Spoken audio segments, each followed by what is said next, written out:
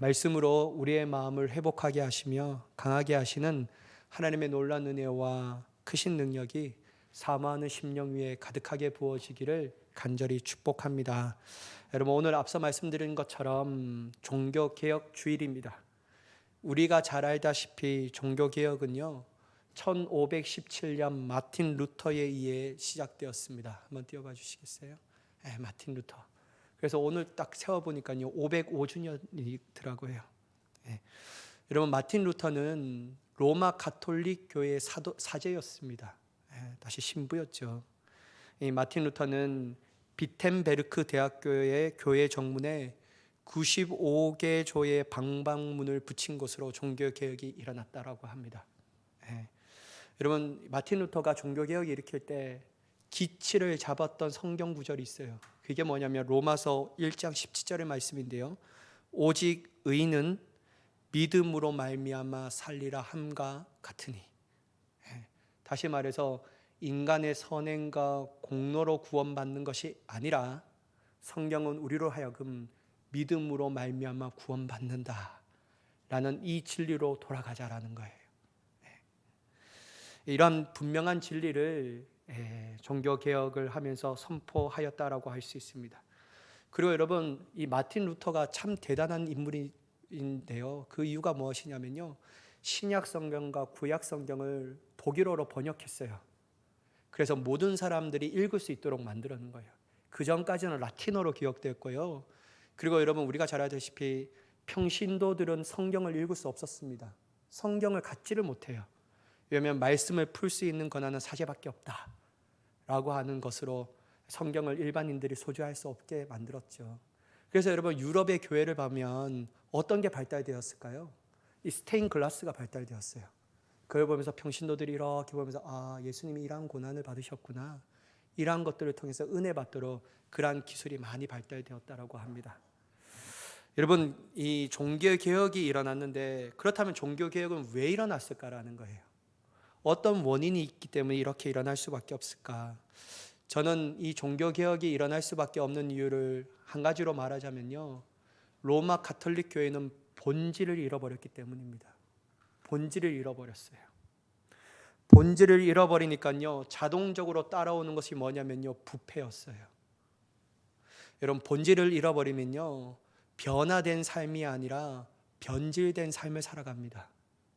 당연히 변질된 삶을 살아가니까 로마 가톨릭 교회 안에서는 부패될 수밖에 없다라는 것이죠. 어떤 부패가 있었죠? 구원의 교리를 예수 그리스도 믿는 믿음으로 말미암아 구원받는 것이 아니라 플러스 인간의 선행과 공덕이 필요하다. 착한 일 많이 해야 된다. 그래야지만 그것을 덧쳐서 구원받을 수 있다. 이렇게 얘기해요. 또한 교황은 그리스도의 대리자이다 라고 말하면서 교황권을 신성시 여겼습니다. 교황은 무마다 라고 말하면서요. 또한 여러분, 성직자들이 도덕적으로 타락해버립니다. 특별히 어떤 게 타락됐냐면요, 성적으로 매우 타락해버렸어요. 또한 연옥의 교리를 만들고, 그리고 가장 큰 문제였던 돈을 주고 뭐를 살 수 있도록 했죠? 면죄부를 살 수 있도록 해버렸다라는 것이죠. 여러분, 이러한 문제점 가운데 종교개혁자들은 자신의 목숨을 걸고 진리로 돌아가고 본질로 돌아가려고 했습니다. 그리고 종교개혁 모토가 있는데요, 그게 뭐냐면요, 개혁된 교회는 계속 개혁되어야 한다. 이러한 모토로 종교개혁을 막 일으켰다라고 합니다. 여러분, 저는 이 종교개혁의 모토가 우리 안에도 새겨져야 한다고 생각해요. 개혁된 우리 자신의 신앙은 날마다 개혁되어야 한다. 여러분, 개혁이라는 말은 제가 앞에 말씀드린 것처럼 뭘 얘기하냐면요, 본질로 돌아가는 거예요. 본질로. 여러분, 종교개혁이라는 것은 하나님의 말씀으로 다시 돌아가는 거예요. 어긋났던 인간의 사상과 신학의 사상이 중심되었던 것을 다시 본질인 하나님의 말씀으로 돌아가자. 이게 여러분 개혁의 말씀이었다라는 것이죠. 여러분, 오늘 어쩌보면 오늘 본문의 말씀도 예수님께서 도대체 본질이 무엇이냐라고 말씀하고 있지 않는가라고 생각합니다. 여러분, 제가 오늘 말씀에 들을 때 여러분들에게 좀 양해를 구하며 얘기하도록 하겠습니다. 여러분, 심히 마음이 어려워질 수 있는 말씀이기도 합니다. 여러분 참 주일 와서도 이렇게 이런 말씀을 들어야 할까? 여러분 제 원함이 아니에요. 저희 본문대로 하는 겁니다. 그리고 여러분 너무나도 참 우리의 마음을 때릴 수 있어요. 어떤 사람은 거부감이 일어날 수 있어요. 근데 여러분 제 말이 아니라 하나님께서 부족한 막대기와 같은 저를 통하여 하신 말씀이라고 듣고 그 안에서 주어진 그 은혜의 말씀을 내 마음 가운데 새길 수 있는 귀한 은혜의 시간이 되기를 간절히 축복합니다. 저도 부담스러운 말씀이에요. 그렇지만 우리 여러분 같이 은혜를 한번 좀 나눠봤으면 좋겠어요. 여러분 십자가의 사명을 위해서 예수님께서는 예루살렘으로 입성하셨어요. 그게 우리 저번 주 얘기잖아요. 근데 여러분 예루살렘 입성하시고 가장 먼저 하신 일이 무엇일까요? 사람들을 모았을까요? 군중을 모으면서 내가 그리스도다 막 이렇게 외쳤을까요? 아니에요, 여러분. 예수님께서요 예루살렘 입성을 하시고 가장 먼저 하신 일이 뭐냐면 오늘 이 말씀이에요. 성전을 정화, 다른 말로 깨끗하게 하신 거예요. 도대체 여러분 예수님이 무엇 때문에, 성전의 상황이 어떠했기 때문에 성전을 깨끗하게 하셨을까? 여러분 12절의 말씀 한번 보도록 하겠습니다. 예수께서 성전에 들어가사 성전 안에서 매매하는 모든 사람을 내쫓으시며 돈 바꾸는 사람들의 상과 비둘기 파는 사람들의 의자를 둘러 엎으시고. 여러분 예수님께서 성전을 깨끗하게 하셨는데 그 행동이 뭐냐면요, 성전 안에 들어가셔서 성전 안에서 매매하는 모든 사람들을 내쫓으셨다는 거예요. 그리고 돈 바꾸는 사람들의 상과 비둘기 파는 사람들의 의자를 둘러 엎으셨다라는 거예요. 이게 여러분 성전 정화, 땅 깨끗하게 하셨던 사건이라는 것이죠. 여러분 우리가 좀 이해되지 않는 것이 있어요. 하나님의 거룩한 성전인데 어떻게 이런 팔고 장사하는 일이 있을 수 있을까? 이런 생각이 들 수 있잖아요. 근데 여러분 그 이유가 있어요. 유월절 기간에는요 유대 땅뿐만 아니라 멀리 지중해에서도 많은 순례자가 예루살렘을 방문했다고 해요. 주소를 보니까 평소에 예루살렘 인구는 몇만 명이냐면요 3만 명이에요. 그런데 유월절 기간에 예루살렘에 운집하는 인구의 숫자가 몇만 명이냐면요 18만 명이 되었다라고 해요. 그게 엄청나죠. 수많은 순례자들이 예루살렘 성전으로 온 거예요. 순례하기 위해서, 제사를 드리기 위해서. 그런데 문제가 뭐냐면 멀리서 오는 사람들은 양과 소 등의 재물을 흠없는 상태로 직접 가져오기가 매우 쉽지 않았다라는 거예요. 멀리서 와야 되는데 어떻게 그걸 갖고 오겠습니까? 또한 여러분 모든 유대인 남자는 매년 성전세를 반세겔로 내야 되는데요, 그런데 이 성전세는 두로의 은 세겔로만 내야 했다라는 거예요. 특별한 주화로만 내야 됐다라는 것이죠. 그러니까 여러분 오늘 이 말씀을 보면 예배 드리려 온 사람들이 재물과 그런 것에 신경하지 쓰지 않고 오직 제사에 하나님을 예배하는 데 집중할 수 있도록 편의를 봐주기 위해서 이런 것들이 있었다라는 거예요.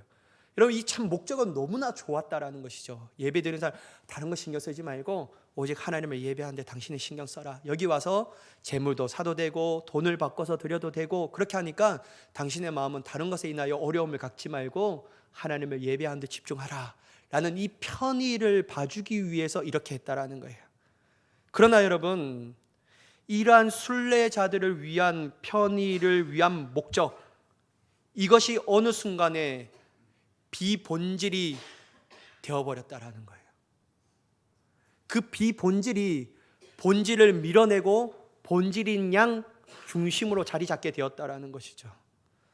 여기에서 장사하는 사람들은 그들의 예배를 위한 도끼가 아니라 이익을 추구하는 영업이 되었고, 단 여기에 관련된 종교 지도자들은 이것을 통하여 얻어지는 커미션도 만만치 않기 때문에 이것이 완전히 큰 일들이 되어버렸어요. 그러니까 여러분 막대한 이익이 있는 곳에 뭐가 있을까요? 막대한 부패가 일어나게 된다는 거예요. 그러니까 여러분 막 변질되어 버렸어요.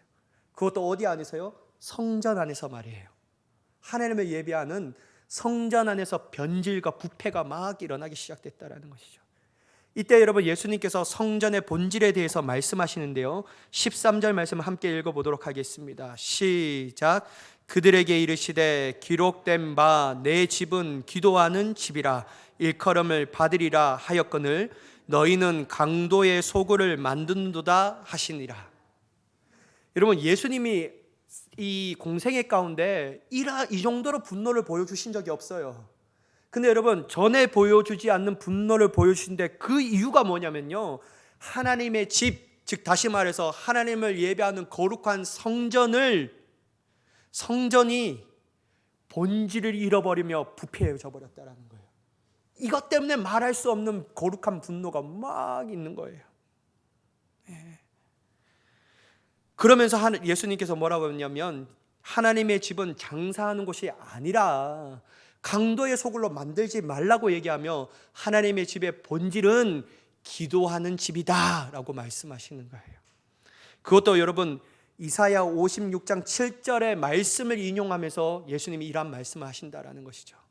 하나님을 예배하는 곳이 강도의 소굴이 된 것에 예수님이 말할 수 없는 분노를 가지고 계셨다라는 거예요.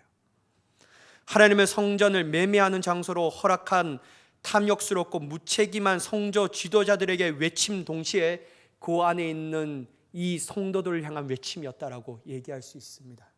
사랑하는 여러분, 본질을 잃어버리면요 변질됩니다. 본질을 잃어버리면요 변질돼요. 진짜 비본질을 본질로 생각하고 중요하게 여기면요 생명력도 잃어버리고 오직 그가 잡는 것은 뭐냐면 형식과 껍데기만 잡아요. 그게 본질인 양 잡고 있다라는 거예요.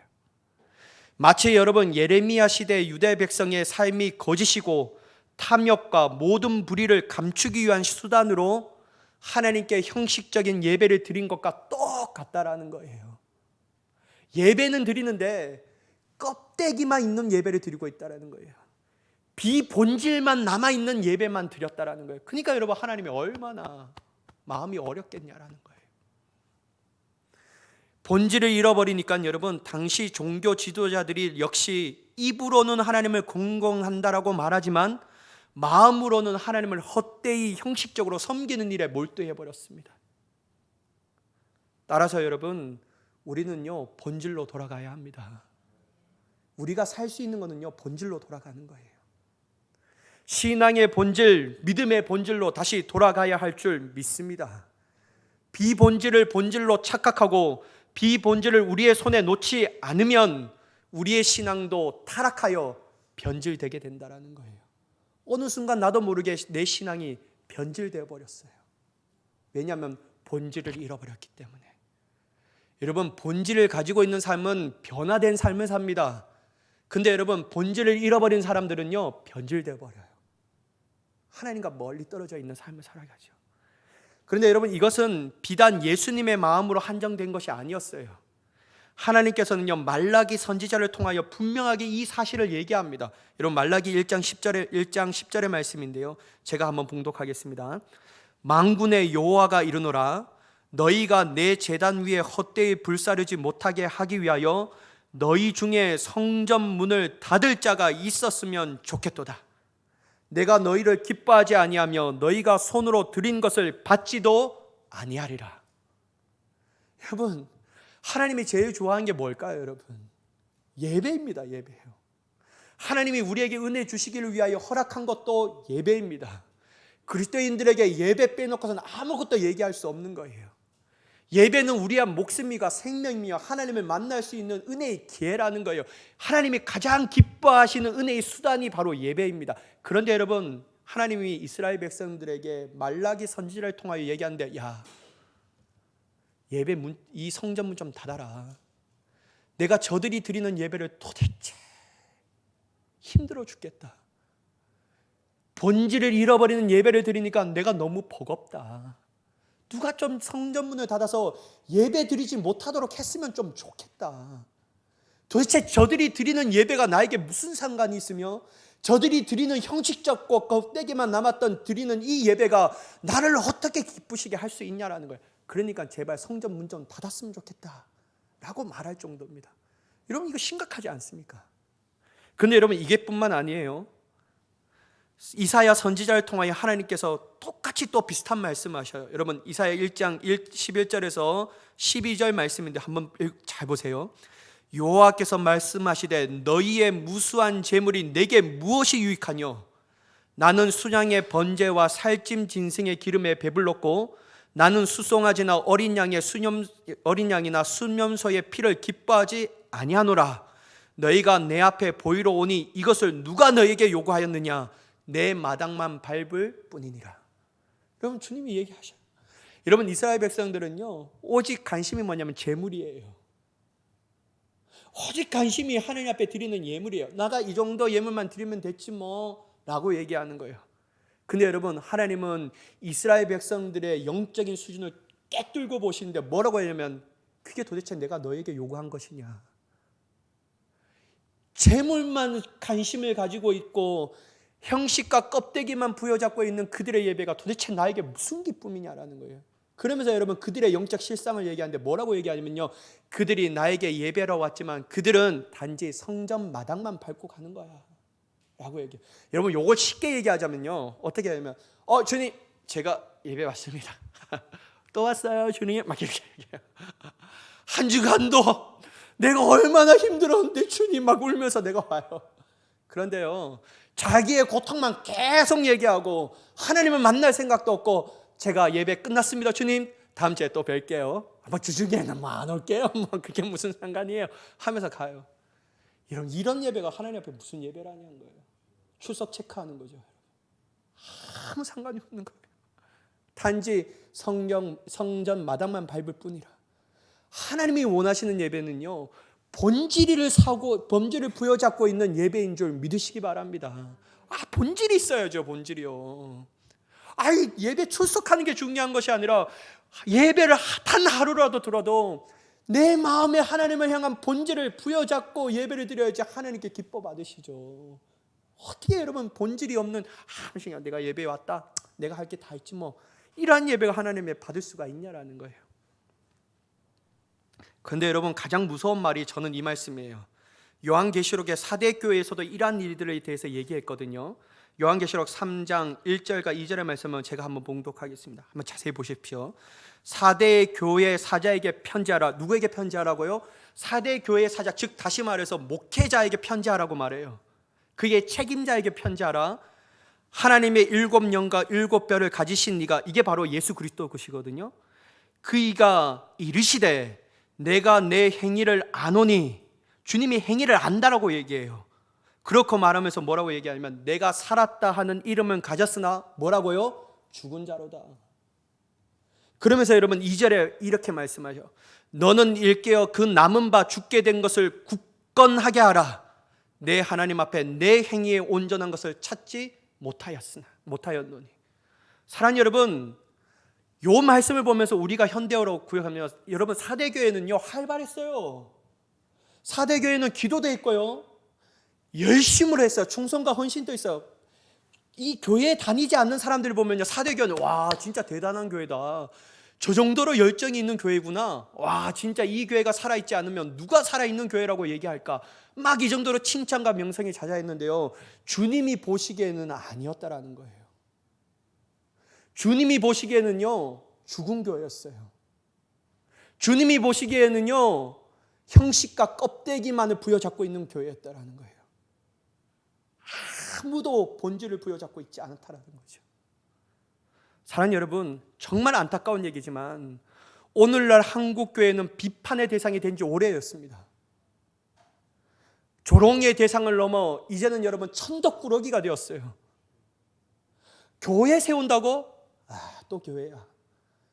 야, 우리 아파트에 교회 세운데, 여러분 제가 해운대 갔는데 어떤 교회가 아파트 옆에 이렇게 쫙 교회가 들어온다고 해요. 근데 여러분 아파트 옆에 큰 현수막이 뭐라고 쓰여져 있는데요, 하나님 우리 아파트는 조용하게 살고 싶습니다 이렇게.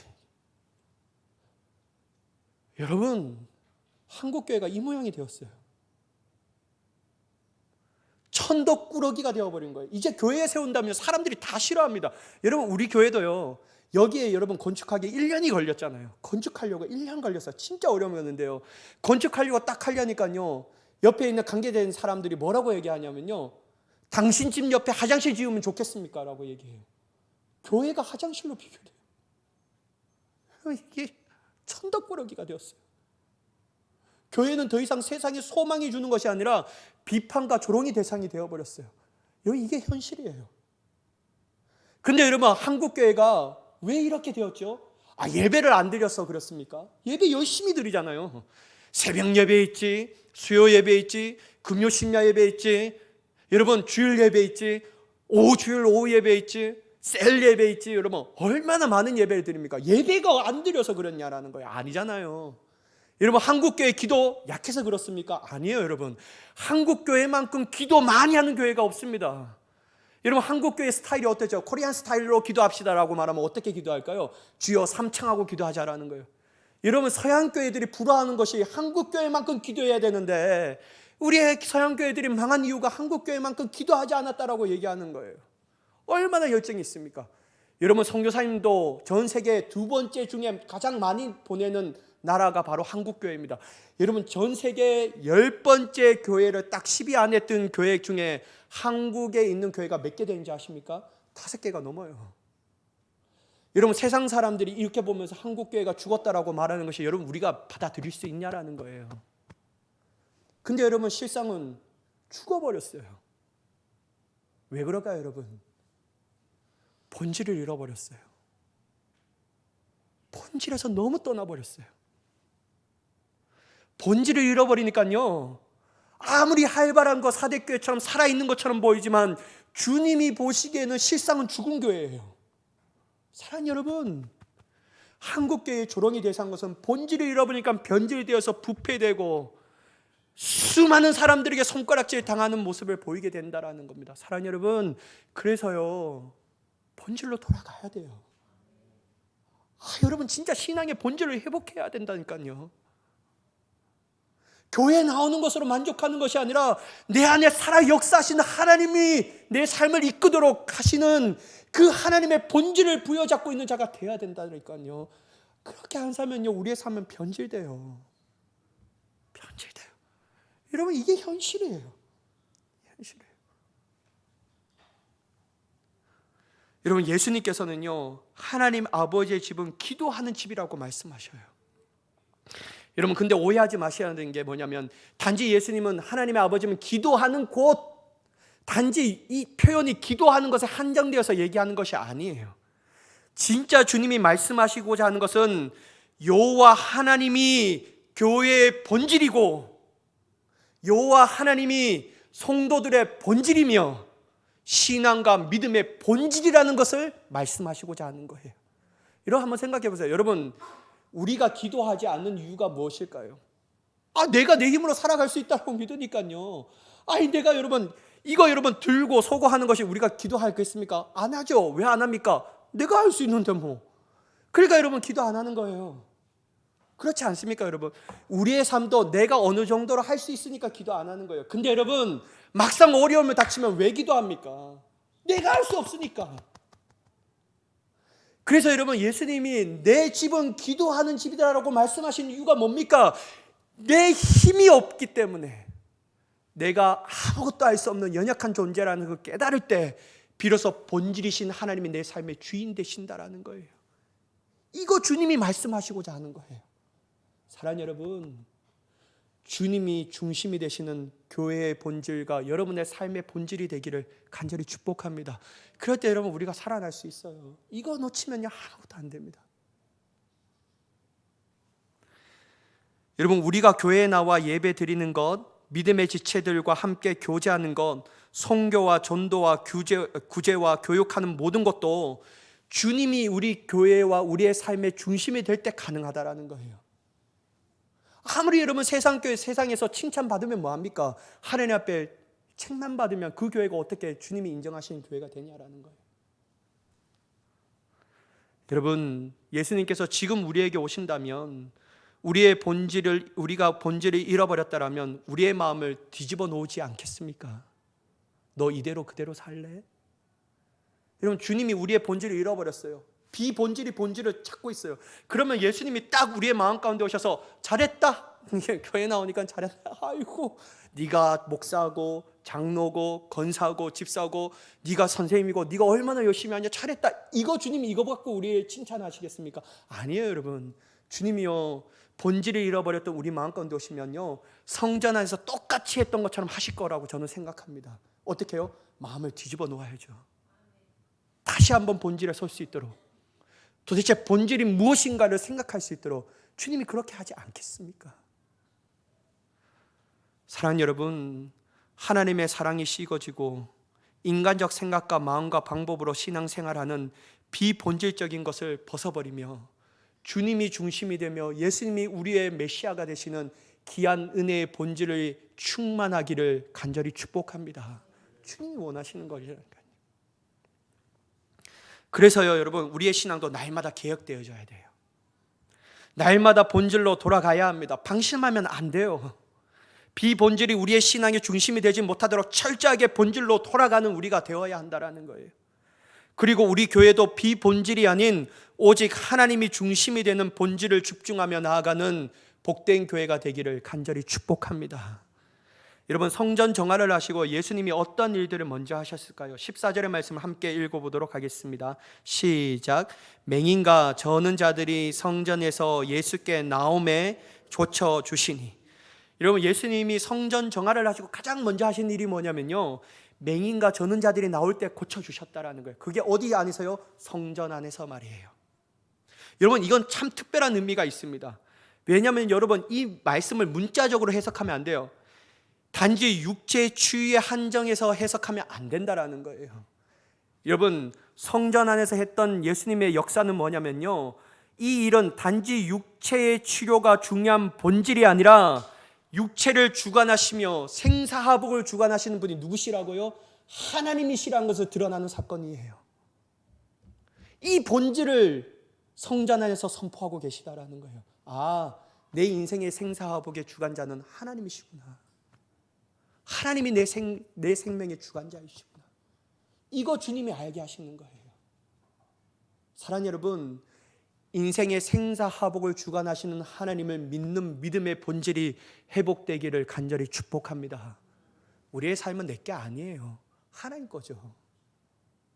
내 인생 내 거 아니에요. 여러분, 내 인생 내 거라면요, 여러분이 죽는 날짜까지 다 알아야죠. 아십니까? 모르잖아요. 저도 몰라요. 언젠가 하나님께서 내일이라도 나를 부르신다면 내가 발버둥 친다고 해서 내가 살 수 있겠습니까? 부르시면 기쁨으로 올라가야죠. 그래서 여러분, 인생의 생사 주관을 주관하시는 분이 내가 아니라 하나님이라고 고백하는 거예요. 이게 여러분 우리의 믿음의 본질이 되어야 할 줄 믿습니다. 또한 여러분, 두 번째 우리가 회복해야 할 본질은 뭐냐면요, 하나님께 영광을 돌리는 중요한 본질이 회복되어야 되는 거예요. 여러분, 15절과 16절 말씀을 보시면요, 대제사장과 서기관들이 예수께서 하시는 이상한 일과 또 성전 안에서 소리질러 호산나 다윗의 자손이여 하는 어린이들을 보고 노하여 예수께 말하되 그들이 하는 말을 듣느냐? 예수께서 이르시되 그렇다. 어린 아기와 젖먹이들의 입에서 나오는 찬미를 온전하게 하셨나이다 함을 너희가 읽어본 일이 없느냐 하시고. 여러분, 예수님이요, 이러한 치유의 역사를 일으켰습니다. 이걸 막 본 사람들이요, 아이들이 예수님께 다음과 같이 해요. 호산나 다윗의 자손이여 찬양해요. 여러분, 결국 메시아, 하나님의 약속된 메시아로 오신 예수님을 찬양한다는 것은 결국 누구를 찬양하는 것일까요? 하나님을 찬양하시는 것이잖아요. 막 찬양해요. 여러분, 성전 안에서 찬양하는 것이 당연한 게 아니에요. 여러분, 성전 안에서 찬양해야지. 술집에서 여러분 하나님을 찬양할 수 있으면 거룩하면 여러분 술맛 다 떨어져서 그 가게 망할 겁니다. 여러분, 막 화도 치고 있는 장소에서 거룩 이러면요 쫓아낸 방을 가는 거예요. 여러분, 성전 안에서 찬양해야죠. 성전 안에서 당연한 거예요. 근데 여러분, 하나님을 찬양하는 이 어린아이의 입술을 누가 타당치 않게 생각하냐면요, 대제사장과 서기관들이 타당치 않게 생각해요. 분노해서 막 너 이거 들었어? 막 예수님께 이렇게 묻는 거예요. 이때 여러분, 예수님께서 16절에 어린 아기와 젖먹이들의 입에서 나오는 찬미를 온전하게 하셨다라는 시편 8편 2절의 말씀을 가지면서 그들을 책망하고 있습니다. 이런 말을 들어본 적이 없느냐라고 말해요.